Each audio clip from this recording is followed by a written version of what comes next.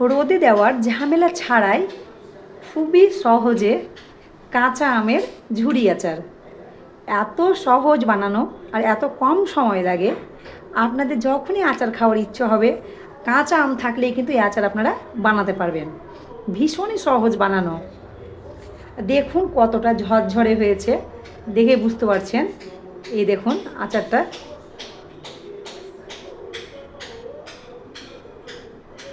টক ঝাল মিষ্টি এই আচার।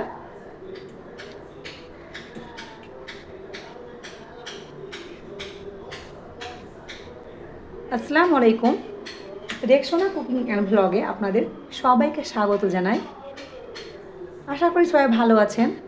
আজকে আমার এই রেসিপি কাঁচা আমের টক ঝাল মিষ্টি ঝুরি আচার। ভীষণ সহজ এবং ভীষণ টেস্টি টক ঝাল মিষ্টি এই আচার।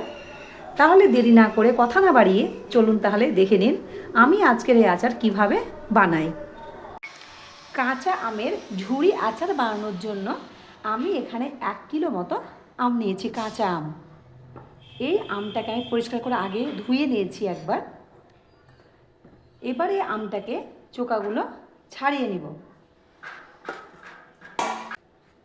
আপনারা যদি চান তবে কিন্তু এটা চাকু দিয়েও করতে পারেন। আমি হেসে দিয়ে করছি, আমার হেসে দিয়ে বেশি সুবিধা হয়। একই রকমভাবে সবগুলো আমের আমি চোকা ছাড়িয়ে নেব। সবগুলো আমের চোকা ছাড়ানো হয়ে গেছে দেখুন। এবার এখানে আমি একটা বড় বাটি নিয়েছি। এই বাটিটা দিয়ে দিব পরিমাণ করে পানি। আমি 1.5 গ্লাস মতো পানি নিয়েছি। আর এই পানিতে আমি দিয়ে দেব 1 চামচ পরিমাণ লবণ।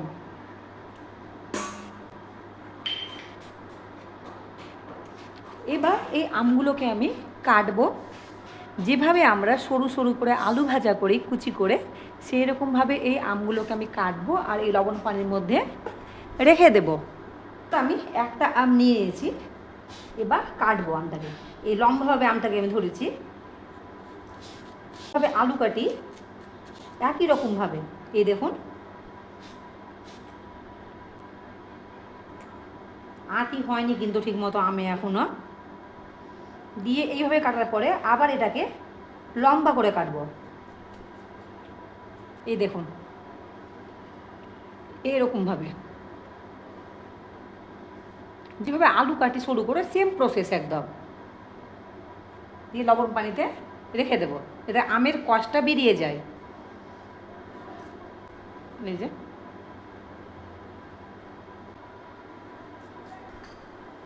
আমার সবগুলো আম দেখুন কাটা হয়ে গেছে। এই যে লবণ পানিতে আমি 5 মিনিটের জন্য এটাকে আরও ভিজিয়ে রেখে দেব। 5 মিনিট পরে লবণ পানিটাকে ঝরিয়ে নিব, মানে আমটাকে তুলে নিব পানি থেকে। তাহলে ফিরে আসছে আমি 5 মিনিট পরে।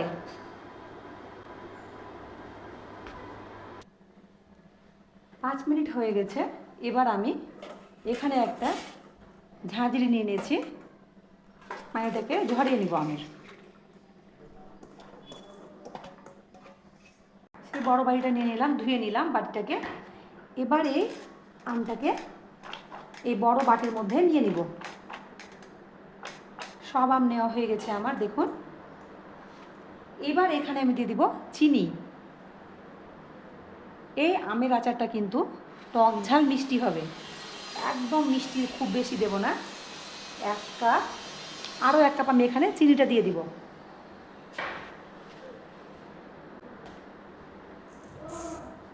দিয়ে দিলাম 2 কাপ চিনি। আপনারা যদি মিষ্টি খেতে পছন্দ করেন তাহলে কিন্তু অবশ্যই চিনিটা আপনারা বেশি দিতে পারেন। ভালোভাবে একটু মাখিয়ে নেব চিনির সঙ্গে আমটাকে। এইভাবে আমি রেখে দেব যতক্ষণ না পর্যন্ত চিনিটা একদম ভালোভাবে গলে যায়। তাহলে আমি ফিরে আসছি চিনিটা গলে যাওয়ার পরে। দেখুন সব চিনি কিন্তু গলে গেছে, এই দেখুন। আর আম থেকেও কিন্তু কিছুটা পানি বেরিয়েছে। এটা আমি প্রায় 1.5 ঘন্টা মতো কিন্তু রেখে দিয়েছিলাম চিনিটা মাখিয়ে। আপনারা 1.5 ঘন্টা 2 ঘন্টা কোনো অসুবিধা নেই, একটু যদি বেশিক্ষণ রাখেন তবুও কোনো কিন্তু অসুবিধে নেই। এবার আমি চলে যাব গ্যাসের কাছে, গ্যাস অন করব। আমি একটা ননস্টিকের কড়াই নিয়ে নিয়েছি। এবার এই আমগুলো ঢেলে দিলাম।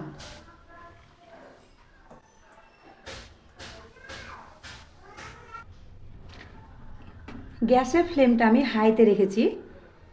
এবার এটাকে সেদ্ধ করব, বা যতক্ষণ পর্যন্ত না এই যে চিনি গলে যে মানে গলে গেছে চিনি, আর যেটা পানি যেটা দেখতে পাচ্ছেন এটা চিনি গলা পানিটা যতক্ষণ না পর্যন্ত শুকিয়ে আসে। এই আচারটা কিন্তু রোদে দেওয়ার কোনো ঝামেলাই নেই। এটা আচারটা রেডি করে আপনি কিন্তু মানে কাঁচের বয়ামে ভরে রাখতে পারেন।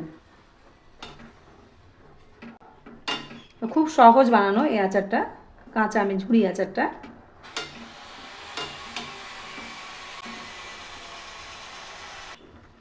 আমটা যতক্ষণ সেদ্ধ হচ্ছে তো সেই মাঝে আমি 5 ফোড়ন গুঁড়ো করে নিব। এখানে আমি 1 চামচ 5 ফোড়ন নিয়েছি।